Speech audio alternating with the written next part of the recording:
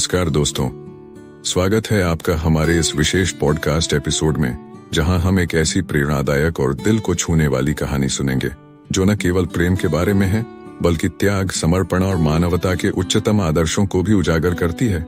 आज हम बात करेंगे गुनाहों का देवता उपन्यास की, जिसे लिखा है धर्मवीर भारती जी ने। यह कहानी दो व्यक्तियों चंदर और सुधा के प्रेम और संघर्ष की है, जो अपने अपने जीवन के उद्देश्य को पहचानने के बाद एक दूसरे से जुदा हो जाते हैं, लेकिन उनके बीच का प्यार कभी खत्म नहीं होता। आइए अब हम शुरू करते हैं गुनाहों का देवता की यह दिलचस्प और भावनात्मक यात्रा। कहानी की शुरुआत एक छोटे से कॉलेज कस्बे से होती है, जहां चंदर एक होनहार और आदर्शवादी छात्र है। चंदर अपने गुरुजी प्रोफेसर शुक्ला का शिष्य है और उनके घर का एक हिस्सा बन चुका है। गुरुजी चंदर को अपने बेटे की तरह मानते हैं और चंदर भी उनके परिवार के लिए समर्पित है। इसी घर में उसकी मुलाकात होती है सुधा से, जो गुरुजी की इकलौती बेटी है। सुधा एक चंचल और मासूम लड़की है जो अपने बचपन की मिठास को अभी तक संजोए हुए है। उसकी हरकतें कभी कभी बच्चों जैसी लगती हैं, लेकिन उसमें एक गहरी संवेदनशीलता और समझ भी है। वह पूरे घर की जान है। उसकी हंसी और शरारतें घर को जीवंत बनाए रखती हैं। चंदर, जो अपनी आदर्शवादी सोच और गहन अध्ययन में डूबा रहता है, सुधा की मासूमियत और चंचलता से खींचा चला आता है। चंदर और सुधा का रिश्ता बेहद खास है। वे एक दूसरे के साथ सहज हैं, जैसे उनकी आत्माएं किसी पुराने बंधन से जुड़ी हों। सुधा चंदर को भैया कहकर पुकारती है, लेकिन उनके बीच यह संबोधन केवल एक सामाजिक औपचारिकता है। चंदर के लिए सुधा सिर्फ गुरुजी की बेटी नहीं, बल्कि उसकी जीवन शक्ति बन चुकी है। सुधा अक्सर चंदर से मजाक करती और उसकी पढ़ाई के बीच बाधा डालती। अरे चंदर, ये किताबों में क्या रखा है? जरा बाहर आकर देखो, बगीचे के फूल कैसे खिल रहे हैं। चंदर मुस्कुराते हुए उसे अनदेखा करने की कोशिश करता, लेकिन सुधा की जिद के आगे उसे झुकना पड़ता। वह सुधा के साथ बगीचे में चला जाता और वहां सुधा अपनी दुनिया की बातें शुरू कर देती। सुधा की सबसे बड़ी खासियत यह थी कि वह हर किसी के दिल में जगह बना लेती थी। वह बगीचे के माली से लेकर घर की नौकरानी तक सबके साथ दोस्ताना संबंध रखती।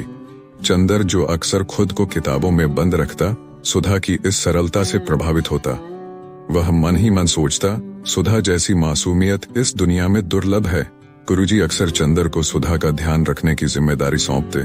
चंदर बेटा, सुधा जिद्दी है, उसकी पढ़ाई पर ध्यान देना और उसे गलत संगत से बचाना तुम्हारी जिम्मेदारी है, गुरुजी कहते। चंदर सिर झुकाकर हामी भरता, लेकिन उसे एहसास था कि सुधा को समझना आसान नहीं है। वह सुधा की हर छोटी बड़ी बात को समझने की कोशिश करता। एक दिन सुधा ने चंदर से कहा, चंदर, तुम हमेशा इतने गंभीर क्यों रहते हो? क्या तुम कभी कुछ चाहते नहीं? चंदर ने हंसते हुए जवाब दिया, मेरी चाहतें बहुत साधारण हैं सुधा। मैं चाहता हूँ कि तुम हमेशा खुश रहो। ये सुनकर सुधा हंस पड़ी, लेकिन उसकी आंखों में एक अजीब चमक थी, जैसे उसने चंदर के दिल की गहराई को पढ़ लिया हो। सुधा और चंदर के बीच का रिश्ता किसी नाम या परिभाषा से परे था। उनकी आत्माएं एक दूसरे को बिना कहे समझ लेती थीं। जब चंदर गंभीरता से पढ़ाई करता, सुधा उसे चाय लेकर पहुंच जाती और कहती, भैया चाय पी लो, नहीं तो सिर दर्द हो जाएगा। चंदर, जो खुद को एक आदर्शवादी और जिम्मेदार व्यक्ति मानता था, सुधा की इस देखभाल से अंदर तक पिघल जाता। धीरे धीरे चंदर को एहसास होने लगा कि सुधा उसके लिए सिर्फ गुरुजी की बेटी नहीं है। उसकी हर छोटी बात, उसकी मुस्कान, उसकी शरारतें, सब कुछ चंदर के जीवन का हिस्सा बन चुकी थीं। लेकिन चंदर अपने मन के इन भावों को समझने और स्वीकार करने से डरता था। वह इसे सिर्फ एक बड़े भाई की जिम्मेदारी मानता रहा। सुधा का व्यक्तित्व ऐसा था जो हर किसी को अपनी ओर खींच ले। उसकी बातें कभी कभी नासमझी भरी लगती, लेकिन उनमें जीवन की गहरी समझ छिपी होती। वह जीवन को अपने नजरिए से जीती थी, जिसमें नियम और सामाजिक बंधन कभी बाधा नहीं बनते थे। चंदर, जो हमेशा आदर्श और नैतिकता की किताबों में खोया रहता था, सुधा के इस दृष्टिकोण से हैरान था। वह सोचता, सुधा में एक अलौकिक शक्ति है जो उसे हर परिस्थिति में खुश रखती है। काश मैं भी ऐसा हो पाता। चंदर और सुधा का यह संबंध, जो मासूमियत और सादगी से शुरू हुआ था, धीरे धीरे एक गहरे भावनात्मक बंधन में बदलने लगा। हालांकि इस बंधन को शब्दों में पिरोना संभव नहीं था। चंदर अपने आदर्शों और सुधा की खुशी के बीच फंसा हुआ था, जबकि सुधा इस संबंध को एक सरल पवित्र दोस्ती के रूप में दिखती थी। सुधा और चंदर के रिश्ते का यह दौर मासूमियत और स्नेह से भरा था, लेकिन समाज और परिवार के नियम धीरे धीरे इस रिश्ते पर अपनी छाया डालने लगे। सुधा और चंदर दोनों ही अपने अपने आदर्शों और जिम्मेदारियों के प्रति सजग थे। जहां चंदर अपने गुरुजी और समाज के प्रति अपनी निष्ठा को सर्वोपरि मानता था, वहीं सुधा भी अपने पिता की इच्छा को सर्वोच्च स्थान देती थी। गुरुजी, जो चंदर पर आंख मूंद कर विश्वास करते थे, धीरे धीरे सुधा के भविष्य को लेकर चिंतित होने लगे। उन्हें एहसास हुआ कि सुधा अब बड़ी हो रही है और उसका विवाह तय करना उनकी जिम्मेदारी है। सुधा, जो अब तक स्वतंत्र और बेफिक्र थी, अचानक इन बातों से घिरने लगी। गुरुजी ने अपने पुराने मित्र के बेटे रमेश से सुधा का रिश्ता तय कर दिया। रमेश एक सफल व्यवसायी था और गुरुजी के अनुसार वह सुधा के लिए एक आदर्श वर था। सुधा इस खबर को सुनकर हैरान थी। उसने अपने पिता से कहा, पिताजी, क्या यह आवश्यक है? अभी तो मैंने अपनी पढ़ाई भी पूरी नहीं की। गुरुजी ने प्यार से समझाते हुए कहा, बेटी, हर पिता की यही जिम्मेदारी होती है कि वह अपनी बेटी का घर बसाए। रमेश तुम्हारे लिए सही जीवन साथी होगा। सुधा के पास कोई जवाब नहीं था। वह अपने पिता का सम्मान करती थी और उनकी इच्छा के खिलाफ जाना उसके स्वभाव में नहीं था। सुधा ने यह खबर चंदर को बताई। उसकी आंखों में चिंता और दिल में सवाल थे। चंदर, पिताजी ने मेरा रिश्ता तय कर दिया है, क्या यह सही है? उसने चंदर से पूछा। चंदर, जो खुद इस खबर से अंदर से टूट चुका था, बाहर से शांत और स्थिर दिखने की कोशिश करता रहा। उसने कहा, सुधा, पिताजी हमेशा तुम्हारे भले के बारे में ही सोचते हैं। अगर उन्होंने कुछ तय किया है तो उसमें तुम्हारी भलाई होगी। लेकिन यह कहते हुए चंदर का गला सूख गया। उसे महसूस हुआ कि सुधा के बिना उसकी जिंदगी अधूरी हो जाएगी, लेकिन अपने आदर्शों और गुरुजी के प्रति सम्मान के कारण वह अपनी भावनाओं को दबा गया। सुधा ने चंदर से एक दिन सीधे पूछा, चंदर, क्या तुम सच में चाहते हो कि मैं किसी और के साथ अपना जीवन बिताऊं? चंदर ने नजरें झुका ली और धीमे स्वर में कहा, सुधा, तुम्हारी खुशी में ही मेरी खुशी है। यह सुनकर सुधा की आंखों में आंसू आ गए। उसने चंदर के शब्दों में उसकी भावनाओं को पढ़ लिया, लेकिन वह भी अपने पिता के निर्णय के खिलाफ नहीं जा सकती थी। चंदर ने अपने दिल पर पत्थर रखकर खुद को इस सच्चाई के लिए तैयार किया कि सुधा अब उसकी जिंदगी का हिस्सा नहीं रहेगी।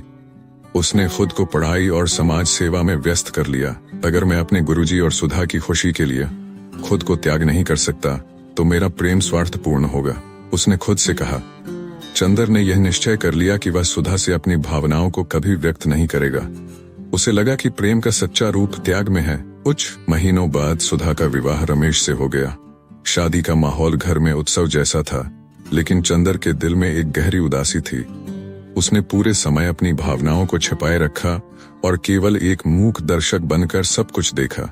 जब सुधा विदा होकर अपने ससुराल जा रही थी, उसने आखिरी बार चंदर की ओर देखा। उसकी आंखों में एक गहरी पीड़ा थी, जिसे चंदर ने स्पष्ट रूप से महसूस किया। सुधा ने धीमी आवाज में कहा, चंदर, अपना ख्याल रखना। चंदर ने सिर झुकाकर जवाब दिया, तुम भी खुश रहो, सुधा। सुधा के विवाह के बाद चंदर के जीवन में एक गहरी शून्यता आ गई। वह अक्सर सुधा की यादों में खोया रहता। बगीचे के वे पल, उसकी हंसी, उसकी मासूमियत, सब कुछ उसे सताते रहे। लेकिन चंदर ने खुद को समझाया कि यह सब उसके आदर्शों और समाज के नियमों के लिए आवश्यक था। वह सोचता, शायद यही जीवन है, हर किसी को अपने हिस्से का त्याग करना पड़ता है। अगर मैंने सुधा को खोया है तो यह उसके और उसके परिवार की भलाई के लिए था। सुधा का विवाह केवल चंदर के जीवन में ही नहीं, बल्कि खुद सुधा के जीवन में भी एक बड़ा बदलाव लेकर आया। उसका ससुराल वैसा नहीं था जैसा उसने सोचा था, लेकिन उसने अपनी परिस्थिति को स्वीकार कर लिया और अपने पति रमेश के प्रति अपने कर्तव्यों को निभाने की कोशिश की। दूसरी ओर चंदर ने अपने जीवन को समाज सेवा और आत्मचिंतन में लगा दिया, लेकिन उसके मन में सुधा की यादें हर समय बनी रहीं। वह खुद से लड़ता रहा, लेकिन अपने आदर्शों के कारण कभी पीछे मुड़कर नहीं देखा। सुधा और चंदर दोनों ही अपने रिश्ते को समाज और परिवार की सीमाओं के कारण स्वीकार नहीं कर पाते। दोनों का त्याग उनके प्रेम की गहराई को दिखाता है, लेकिन साथ ही यह भी सवाल खड़ा करता है कि क्या समाज के नियम प्रेम से अधिक महत्वपूर्ण हैं? सुधा के विवाह को कुछ महीने बीत चुके थे। चंदर ने अपनी भावनाओं को दबाकर एक सख्त आदर्शवादी जीवन जीने का निश्चय कर लिया था। उसने अपनी दिनचर्या को पढ़ाई, शोध और समाज सेवा में इस कदर डुबो दिया कि खुद को किसी भी व्यक्तिगत भावना के लिए समय नहीं देता। लेकिन दिल के किसी कोने में सुधा की यादें अब भी जिंदा थीं। दूसरी ओर सुधा अपने नए जीवन में धीरे धीरे खुद को ढालने की कोशिश कर रही थी। रमेश एक अच्छा इंसान था, लेकिन उसके व्यक्तित्व में वह गर्मजोशी और समझदारी नहीं थी जो चंदर में थी। रमेश का जीवन व्यापार, मुनाफे और सामाजिक प्रतिष्ठा के इर्द गिर्द घूमता था। सुधा के मासूम और भावुक व्यक्तित्व को रमेश की इस व्यावसायिक सोच से तालमेल बिठाने में कठिनाई हो रही थी। चंदर अब एक विश्वविद्यालय में व्याख्याता बन चुका था। उसने खुद को अपने छात्रों और शोध के बीच सीमित कर लिया था। दिन भर व्यस्त रहने के बावजूद रातों में जब वह अकेला होता तो सुधा की यादें उसे घेर लेती। वह अक्सर सोचता, क्या मैंने सही किया? क्या सुधा वाकई खुश है? एक दिन चंदर ने सुधा की शादी की तस्वीरों को देखा जो गुरुजी के घर में रखी थीं। तस्वीर में सुधा मुस्कुरा रही थी, लेकिन उसकी आंखों में कुछ अधूरापन झलक रहा था। चंदर ने महसूस किया कि सुधा ने अपने पिता की इच्छा के लिए खुद को समर्पित कर दिया है, लेकिन कहीं न कहीं वह भी अपनी सच्ची खुशी खो चुकी है। सुधा ने रमेश के साथ अपनी गृहस्थी शुरू की, लेकिन उसे धीरे धीरे एहसास होने लगा कि रमेश का जीवन उससे बहुत अलग है। रमेश उससे प्यार करता था, लेकिन उसका प्यार एक अधिकार जैसा था जिसमें भावनाओं की जगह औपचारिकता ज्यादा थी। सुधा ने रमेश से एक दिन कहा, आपके पास समय ही नहीं होता, क्या हमारी जिंदगी केवल सामाजिक जिम्मेदारियों तक सीमित रह जाएगी? रमेश ने हंसते हुए जवाब दिया, सुधा, जिंदगी का असली मकसद सफलता और प्रतिष्ठा है। इन चीजों के लिए भावनाएं बाद में आती हैं। सुधा को समझ आ गया कि रमेश उसे कभी उस तरह नहीं समझ पाएगा जैसे चंदर समझता था। कई महीने बाद चंदर को एक शैक्षणिक संगोष्ठी में भाग लेने के लिए उसी शहर जाना पड़ा जहां सुधा का ससुराल था। चंदर ने सुधा के घर जाने का फैसला किया। जब वह वहां पहुंचा तो सुधा उसे देखकर हैरान रह गई। उसके चेहरे पर खुशी और दुख का अजीब सा मिश्रण था। चंदर, आप यहाँ? सुधा ने उत्साह से पूछा। हाँ, सुधा ने उत्साह से पूछा। हाँ सुधा, सोचा कि संगोष्ठी के बहाने तुमसे मिल लूं, चंदर ने जवाब दिया। सुधा और चंदर ने एकांत में बातचीत की।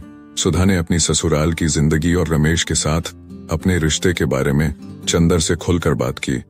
चंदर, मैं रमेश की अच्छी पत्नी बनने की कोशिश कर रही हूँ, लेकिन मैं अपनी भावनाओं को दबाकर जी रही हूँ, चंदर ने उसे सांत्वना देते हुए कहा। सुधा, जिंदगी कभी कभी हमें मुश्किल रास्तों पर ले जाती है, लेकिन तुम्हें हिम्मत नहीं हारनी चाहिए। लेकिन चंदर की आंखें उसकी जुबान से अलग कहानी कह रही थीं। उसकी आंखों में वह दर्द झलक रहा था जिसे वह इतने दिनों से दबा रहा था। सुधा ने भी इसे महसूस किया। चंदर, क्या तुम मुझसे कुछ छिपा रहे हो? सुधा ने सीधे पूछा। चंदर कुछ पल चुप रहा, फिर उसने कहा, सुधा, मेरे पास कहने के लिए कुछ नहीं है। मेरा कर्तव्य यही है कि मैं तुम्हारी खुशी के लिए हमेशा दुआ करता रहूं। सुधा की आंखों में आंसू आ गए। उसने चंदर का हाथ थाम लिया और कहा, तुम्हारे बिना मेरा जीवन अधूरा है, लेकिन शायद हमारी किस्मत यही है। सुधा और चंदर ने यह समझ लिया कि उनके रिश्ते को अब केवल एक स्मृति के रूप में ही जिया जा सकता है। दोनों ने अपने अपने जीवन में आगे बढ़ने का निर्णय लिया, लेकिन उनकी आत्माओं में वह प्रेम अमर हो गया। चंदर ने सुधा से विदा लेते हुए कहा, सुधा, तुम्हारी खुशी में ही मेरी खुशी है। तुम्हारे जीवन में जो भी संघर्ष आए, उसे सहने की शक्ति हमेशा तुम में रहेगी। सुधा ने रोते हुए कहा, चंदर, अगर इस जीवन में हमारा रिश्ता अधूरा रह गया तो शायद किसी और जन्म में यह पूरा हो। चंदर ने खुद को मजबूत बनाते हुए वहां से विदा ली। चंदर के जीवन में अब एक नई प्रेरणा आ गई थी। उसने अपने जीवन को समाज और शिक्षा के कल्याण के लिए समर्पित कर दिया, लेकिन उसके दिल में सुधा के प्रति उसका प्रेम हमेशा अमर रहा। सुधा ने भी अपने जीवन में रमेश के साथ सामंजस्य बनाने की कोशिश की, लेकिन उसका दिल हमेशा चंदर के लिए धड़कता रहा। चंदर और सुधा ने अपने प्रेम को त्याग कर समाज और जिम्मेदारियों के लिए खुद को समर्पित किया, लेकिन उनका यह त्याग उनके दिलों में एक स्थायी दर्द छोड़ गया। कहानी अब उस मुकाम पर पहुंचती है जहां प्रेम और सामाजिक दायित्वों का संघर्ष एक नया आयाम लेता है। सुधा और चंदर की जुदाई ने दोनों के जीवन को एक अलग दिशा दे दी। सुधा ने रमेश के साथ अपने नए जीवन को स्वीकार करने का प्रयास जारी रखा, लेकिन उसके दिल में चंदर की यादें अब भी जीवित थीं। चंदर, जिसने अपने जीवन को समाज और शिक्षा के कल्याण के लिए समर्पित कर दिया था, बाहरी रूप से संतुष्ट दिखता था, लेकिन उसके भीतर का खालीपन उसे कभी कभी कमजोर बना देता था। रमेश के साथ रहकर सुधा को यह एहसास हो गया था कि उसका पति एक जिम्मेदार इंसान तो है, लेकिन वह कभी भी उसकी भावनाओं को समझ नहीं सकता।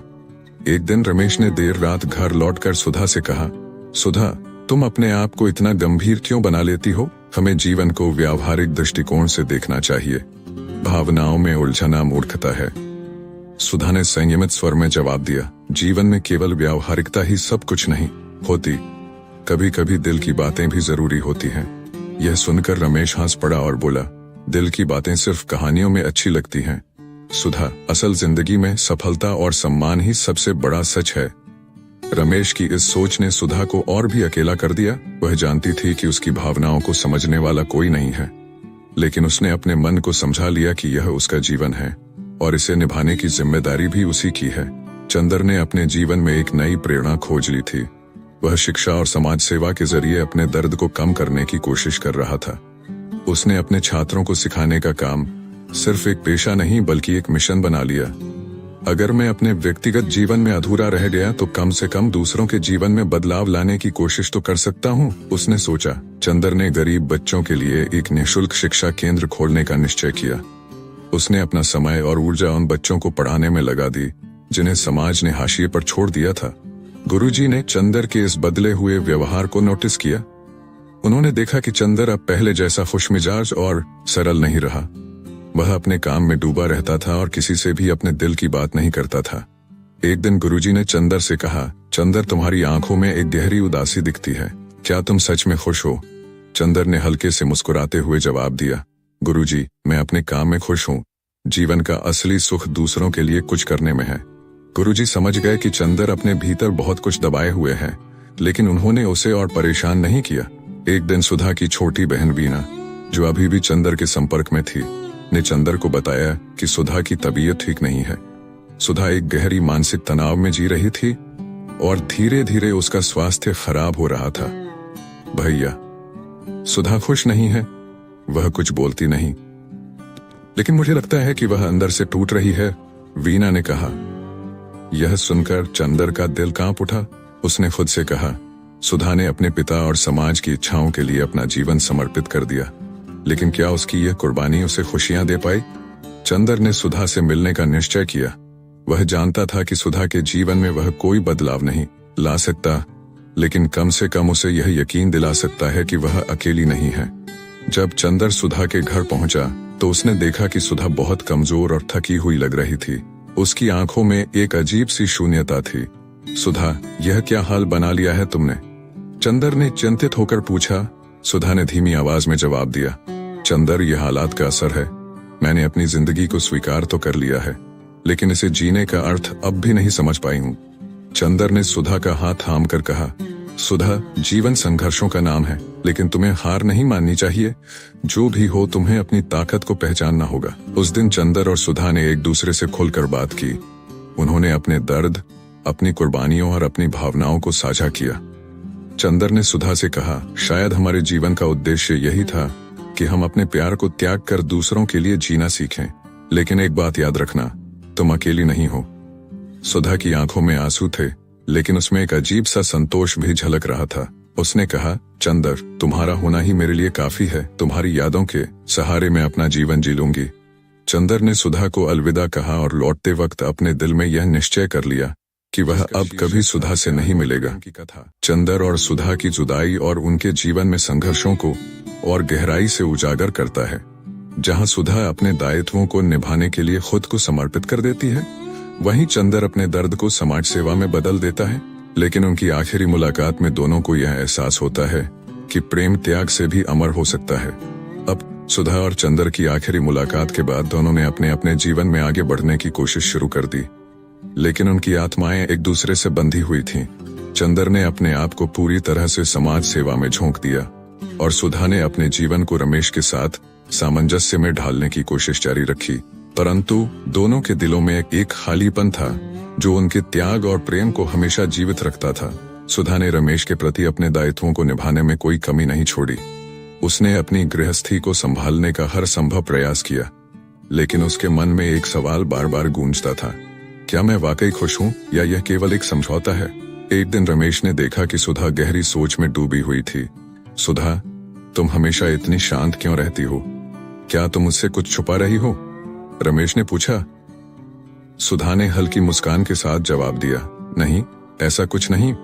मैं सिर्फ यह सोच रही हूँ कि जीवन को सही मायने में जीने के लिए क्या जरूरी है। रमेश ने उसे व्यावहारिकता का पाठ पढ़ाते हुए कहा, जीवन में खुश रहने के लिए बस कामयाबी और संपन्नता चाहिए। भावनाओं में उलझकर वक्त बर्बाद करना ठीक नहीं। सुधा ने सिर झुका लिया और अंदर ही अंदर खुद को समझा लिया कि रमेश कभी उसके दिल की गहराई को नहीं समझ पाएगा। चंदर का शिक्षा केंद्र अब एक बड़ा अभियान बन चुका था। उसका काम केवल पढ़ाने तक सीमित नहीं रहा। वह गरीब बच्चों और उनके परिवारों के लिए रोजगार और बेहतर जीवन की संभावनाएं भी तलाशने लगा। अगर मैं अपने व्यक्तिगत जीवन में कुछ हासिल नहीं कर सका तो कम से कम दूसरों की जिंदगी को बेहतर बनाने का काम तो कर सकता हूँ, वह खुद से कहता। लेकिन चंदर के अंदर का दर्द उसे कभी कभी अकेलेपन के गहरे अंधेरे में धकेल देता। रात के सन्नाटे में सुधा की यादें उसे सताती। उसने अपनी डायरी में लिखा, सुधा, तुम्हारा प्रेम मेरी आत्मा का हिस्सा है। यह प्रेम अधूरा है, लेकिन इसकी गहराई ही मुझे जीने की ताकत देती है। समय बीतता गया, लेकिन सुधा के दिल का बोझ उसकी सेहत पर भारी पड़ने लगा। वह अक्सर बीमार रहने लगी। रमेश ने डॉक्टर से परामर्श लिया, लेकिन हर जांच सामान्य निकली। डॉक्टर ने रमेश से कहा, सुधा जी का स्वास्थ्य उनके मानसिक तनाव के कारण बिगड़ रहा है। उन्हें किसी चीज का गहरा अफसोस या दबाव है जो उन्हें खा रहा है। रमेश को समझ नहीं आया कि सुधा को क्या परेशान कर रहा है। उसने सुधा से पूछा, सुधा, अगर तुम्हारे दिल में कोई बात है तो मुझे बताओ, मैं तुम्हारी मदद करना चाहता हूँ। सुधा ने बस इतना कहा, मैं ठीक हूँ, आप परेशान ना हो। इस बीच गुरुजी ने चंदर से एक बार फिर सुधा के बारे में बात की। चंदर, सुधा की हालत ठीक नहीं है, उसे तुम्हारी जरूरत है, गुरुजी ने कहा। चंदर ने जवाब दिया, गुरुजी, मैंने पहले ही उसका साथ छोड़ दिया है। अब मैं उसकी जिंदगी में हस्तक्षेप करके उसके हालात और खराब नहीं कर सकता। गुरुजी ने गहरी सांस लेते हुए कहा, कभी कभी प्रेम का अर्थ केवल त्याग नहीं होता, कभी कभी किसी का सहारा बनना भी जरूरी होता है। सुधा को शायद तुम्हारे शब्दों की जरूरत है। गुरुजी की बातों ने चंदर को सोचने पर मजबूर कर दिया। उसने सुधा के लिए एक खत लिखा, जिसमें उसने अपने दिल की सारी बातें खोल कर रख दी। प्रिय सुधा, मैं जानता हूँ कि हमारी जिंदगियां अब अलग अलग दिशाओं में बह रही हैं, लेकिन मैं यह भी जानता हूँ कि हमारी आत्माओं का बंधन कभी टूट नहीं सकता। तुम्हारा दर्द मुझे भीतर तक कचोटता है। अगर तुम कभी कमजोर महसूस करो तो याद रखना कि मैं हमेशा तुम्हारे साथ हूँ, भले ही दूर से। तुम्हारा चंदर। चंदर ने यह खत गुरुजी के जरिए सुधा तक पहुंचाया। खत पढ़कर सुधा की आंखों से आंसू बह निकले। उसने महसूस किया कि चंदर का प्रेम और त्याग उसके जीवन का सबसे बड़ा सहारा था। शीर्षक था, अगर चंदर ने अपने दर्द को समाज सेवा में बदल दिया है तो मैं क्यों अपने जीवन को यूं ही खत्म कर रही हूँ, सुधा ने खुद से कहा। उसने निश्चय किया कि वह अपने जीवन को एक नई दिशा देगी।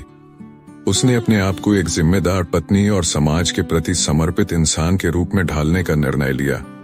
सुधा ने चंदर को खत का जवाब नहीं दिया, लेकिन उसने अपने जीवन में सकारात्मक बदलाव करना शुरू कर दिया। चंदर को यह बात पता चली तो उसने अपनी डायरी में लिखा, प्रेम का असली अर्थ खुद को भूलकर दूसरों के लिए जीना है। हमारा प्रेम भले ही अधूरा हो, लेकिन इसका संदेश अमर रहेगा। अब कहानी अपने अंतिम मोड़ की ओर बढ़ती है, जहां यह तय होगा कि यह प्रेम जीवन के किसी और रूप में संपूर्णता पाएगा या केवल स्मृतियों में ही जीवित रहेगा। चंदर और सुधा ने अपने जीवन को समाज और परिवार के लिए समर्पित कर दिया था, लेकिन उनके भीतर छुपा प्रेम हर पल जीवित था। यह प्रेम न केवल उनके जीवन का आधार बना, बल्कि उनके आसपास के लोगों के लिए भी प्रेरणा का स्रोत बन गया। चंदर का शिक्षा केंद्र अब एक बड़ा संस्थान बन चुका था। उसकी मेहनत और निस्वार्थ सेवा के कारण उसे समाज में एक नई पहचान मिली। सरकारी और गैर सरकारी संगठनों ने उसके काम की सराहना की और उसकी कहानी को प्रेरणादायक मानकर विभिन्न मंचों पर प्रस्तुत किया जाने लगा। एक दिन एक समारोह में चंदर को समाज सेवा रत्न पुरस्कार से सम्मानित किया गया। इस अवसर पर उसने अपने संबोधन में कहा, जीवन का सबसे बड़ा सुख दूसरों के जीवन को बेहतर बनाने में है। मेरा मानना है कि जब हम अपने दर्द को दूसरों के भले के लिए बदल देते हैं, तब हमारा जीवन सच्चे अर्थों में सार्थक हो जाता है। हालांकि उसकी आवाज में दृढ़ता थी, लेकिन उसकी आंखों में छुपी हुई उदासी को गुरुजी ने भांप लिया। सुधा ने अपने जीवन में एक नया संतुलन बना लिया था। उसने रमेश के साथ अपने रिश्ते को निभाने में अपना पूरा ध्यान लगा दिया। रमेश अब सुधा के बदले हुए व्यवहार को देखकर प्रभावित था। सुधा, तुम्हारे अंदर जो यह आत्मविश्वास और दृढ़ता आई है, वह मुझे बहुत अच्छा लगता है। तुमने मेरे जीवन को भी नई दिशा दी है, रमेश ने एक दिन कहा। सुधा मुस्कुरा दी, लेकिन उसका मन जानता था कि यह आत्मबल चंदर के प्रेरणा देने वाले शब्दों की वजह से आया है। चंदर और सुधा ने अपने अपने जीवन की जिम्मेदारियों को निभाना सीख लिया था, लेकिन भाग्य ने एक बार फिर उन्हें आमने सामने ला खड़ा किया। चंदर को शिक्षा के क्षेत्र में किए गए कार्यों के लिए सम्मानित करने के लिए एक कार्यक्रम आयोजित किया गया। इस कार्यक्रम में सुधा और रमेश भी विशेष अतिथि के रूप में आमंत्रित थे। कार्यक्रम में जब चंदर का परिचय दिया गया और मंच पर बुलाया गया तो सुधा ने उसे देखा। वर्षों बाद भी चंदर की आंखों में वही गहराई थी। उसकी बातें सुनते हुए सुधा का दिल भर आया। चंदर ने अपने भाषण में कहा, हमारा जीवन केवल हमारे लिए नहीं है। अगर हम अपने जीवन के अर्थ को समझना चाहते हैं तो हमें दूसरों के जीवन को छूना होगा। उसके शब्दों ने सुधा को भीतर तक झकझोर दिया। कार्यक्रम के बाद सुधा और रमेश चंदर से मिलने गए। चंदर ने रमेश को आदरपूर्वक प्रणाम किया और सुधा की ओर देखा। सुधा ने मुस्कुराते हुए कहा, चंदर, आपने जो जीवन चुना है वह न केवल प्रेरणादायक है बल्कि अमर है। चंदर ने गंभीर स्वर में जवाब दिया, सुधा, यह जीवन तुम्हारे उस त्याग का ही परिणाम है। तुमने जो बलिदान दिया उसने मुझे यह रास्ता दिखाया।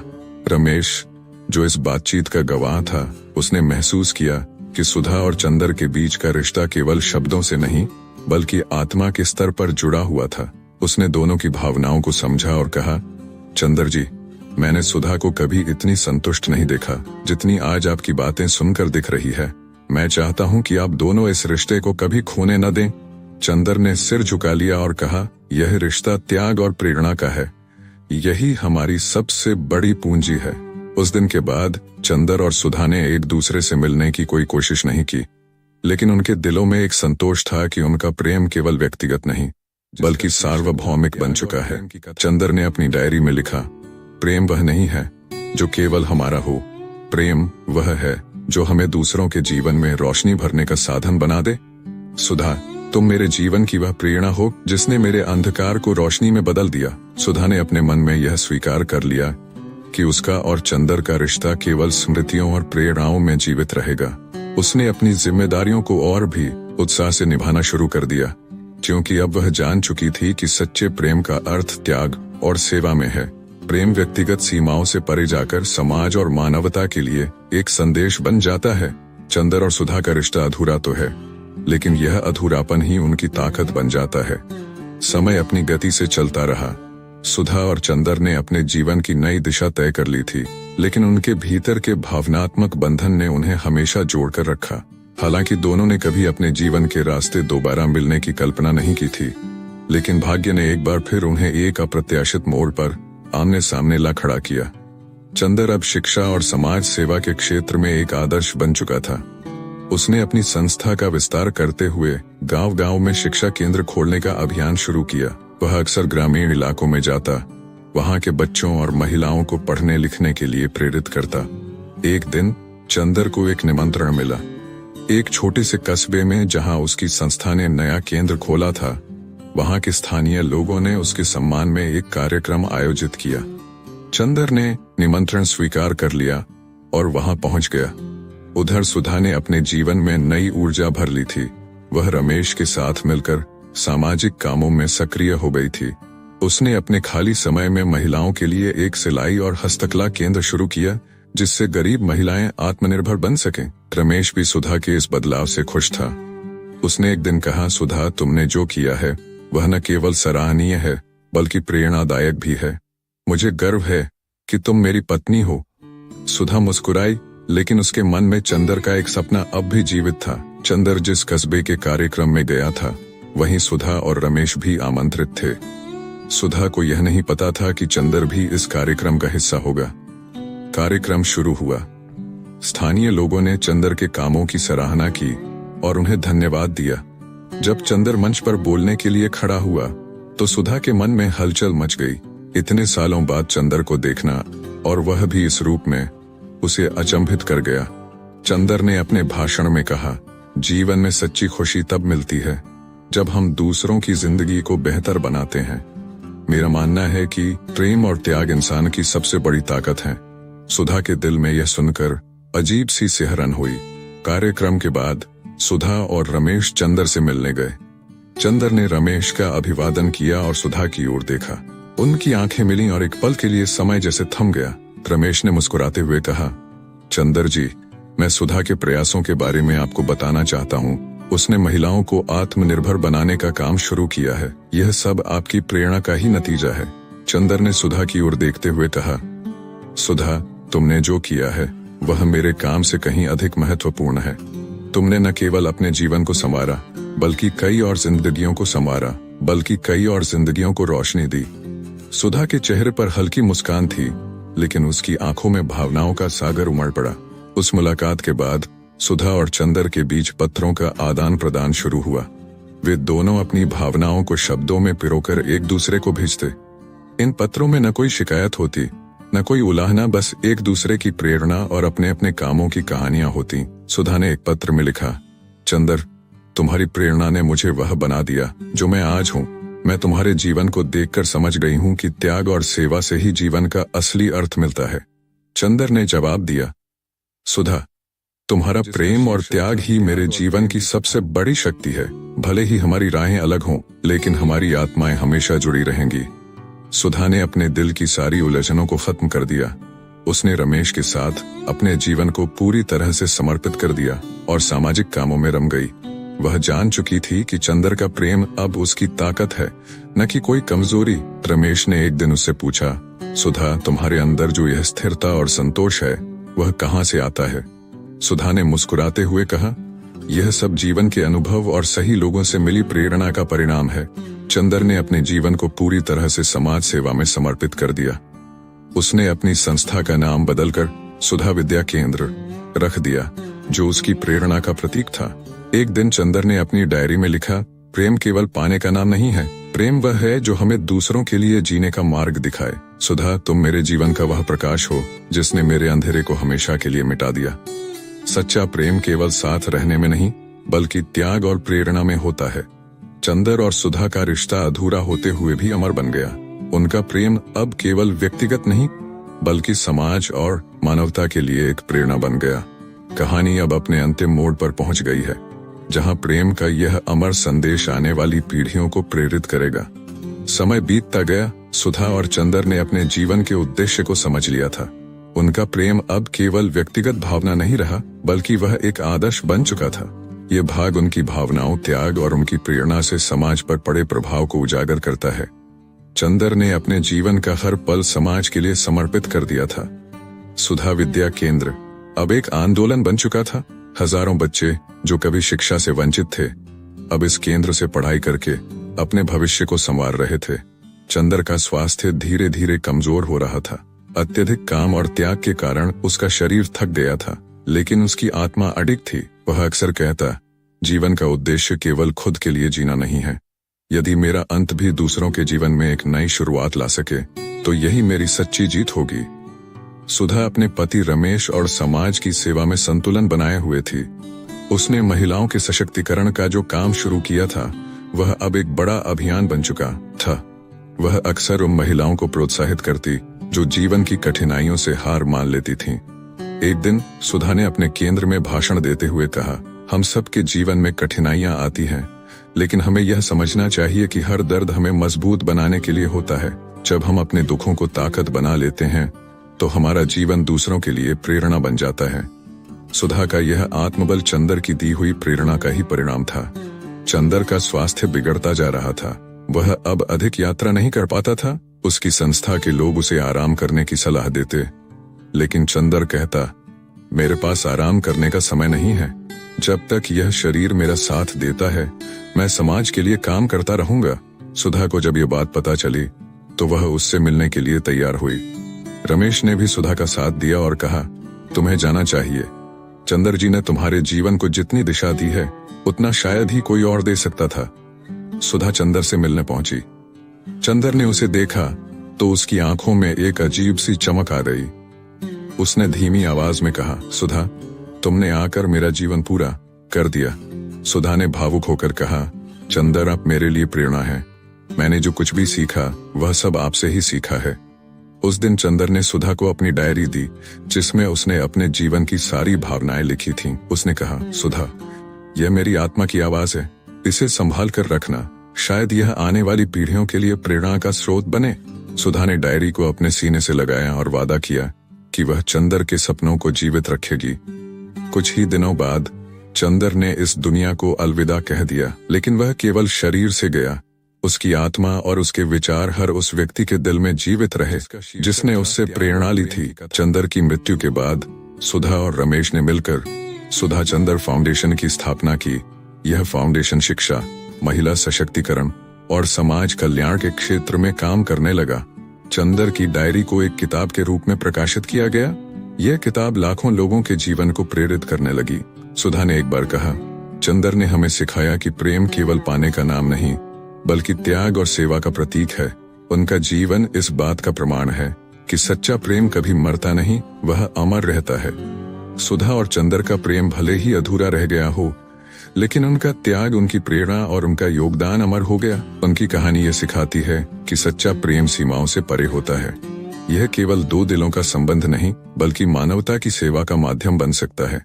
यह कहानी चंदर और सुधा के अधूरे प्रेम की है, लेकिन यह अधूरापन ही उनकी ताकत बन गया। यह एक ऐसी कथा है जो बताती है कि प्रेम केवल साथ रहने का नाम नहीं, बल्कि दूसरों के जीवन को सुंदर बनाने का माध्यम है। प्रेम त्याग है, प्रेम सेवा है और प्रेम अमरता का प्रतीक है। दोस्तों, इस यात्रा में हमारे साथ जुड़ने के लिए धन्यवाद। हम आशा करते हैं कि चंदर और सुधा की कहानी ने आपके दिल को छुआ होगा और आपको जीवन, प्रेम और त्याग के महत्व को समझने में मदद मिली होगी। इस कहानी के माध्यम से ये संदेश मिलता है कि प्रेम केवल शब्दों का नहीं, बल्कि हमारे कार्यों का परिणाम होता है, जो समाज और हमारे आसपास के लोगों की जिंदगी को बदल सकता है। अगर आपको यह पॉडकास्ट पसंद आया हो, तो कृपया इसे लाइक और सब्सक्राइब करें